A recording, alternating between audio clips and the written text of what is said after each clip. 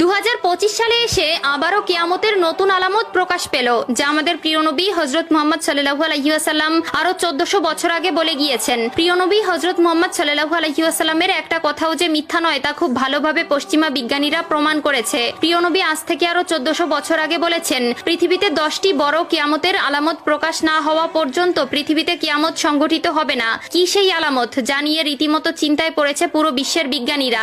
আপনি যদি একজন মুসলিম হয়ে থাকেন তবে ভুলেও ভিডিওটি এড়িয়ে যাবেন না, কারণ আমরা আজকে আপনাদের জানাতে চলেছি প্রকাশিত হওয়া সেই কিয়ামতের আলামত সম্পর্কে। আর আপনি যদি আমাদের প্রিয় নবী হযরত মুহাম্মদ সাল্লাল্লাহু আলাইহি ওয়াসাল্লামকে ভালোবেসে থাকেন তবে অবশ্যই কমেন্ট বক্সে আলহামদুলিল্লাহ কমেন্ট করবেন আর ভিডিওটি শেয়ার করে দিতে ভুলবেন না, কারণ আপনার একটি শেয়ারে আরো অনেক মুসলিম ভাই ও বোনেরা কিয়ামতের এই আলামত সম্পর্কে জানার সুযোগ পাবে। তো চলুন বেশি কথা না বলে শুরু করা যাক আজকের এই ভিডিও। হাদিসে বর্ণিত আছে, কিয়ামত সংঘটিত হওয়ার পূর্বে পুরো পৃথিবী থেকে পবিত্র আল কোরআন উঠিয়ে নেওয়া হবে। প্রিয় দর্শক, কিয়ামতের নিকটবর্তীতার প্রমাণস্বরূপ কিছু আলামত প্রকাশ পাবে। এর মধ্যে কিছু হবে বড় আলামত, আবার কিছু হবে ছোট ছোট আলামত। ইতিমধ্যে পুরো বিশ্বে অসংখ্য কিয়ামতের ছোট আলামত প্রকাশিত হয়েছে।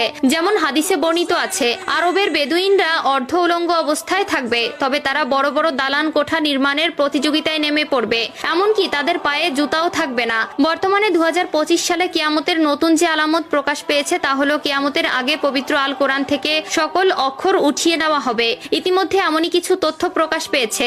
আজ থেকে প্রায় 1400 বছর আগে মহান আল্লাহ তাআলা হযরত মুহাম্মদ সাল্লাল্লাহু আলাইহি ওয়াসাল্লামের উপর কোরআন নাজিল করেন এবং আল্লাহ তাআলা ঘোষণা দেন কিয়ামতের আগ পর্যন্ত তিনি নিজেই তা সংরক্ষণ করবেন। আল্লাহ তাআলা পবিত্র আল কোরআনের মধ্যে বলেছেন, নিশ্চয়ই আমি কোরআন অবতীর্ণ করেছি এবং আমি এর সংরক্ষক। সূরা আল হিজর আয়াত নম্বর 9। কিন্তু এমন এক সময় আসবে যখন মানুষ কোরআন ভুলে যাবে। পৃথিবীতে এমন কেউ থাকবে না যে কোরআন স্মরণ করবে। তখন আল্লাহ তাআলা এই পৃথিবী থেকে কোরআন তুলে নিবেন। এরপর ইসরাফিল আলাইহিস সালাম সিংগায় ফুঁক দিবেন এবং এই মহাবিশ্ব ধ্বংস হয়ে যাবে। রাসূলুল্লাহ সাল্লাল্লাহু আলাইহি ওয়াসাল্লাম বলেছেন, রাতের অন্ধকারে কোরআন মানুষের বুক থেকে উঠিয়ে নেওয়া হবে, এমনকি মুসহাফের একটি আয়াতও পৃথিবীতে অবশিষ্ট থাকবে না। ইবনে মাজাহ হাদিস নম্বর 4050। কিয়ামতের আগে পৃথিবীতে কোনো মুমিন ব্যক্তি থাকবে না। কিয়ামত আসবে পৃথিবীর সবচেয়ে নিকৃষ্ট মানুষদের উপর।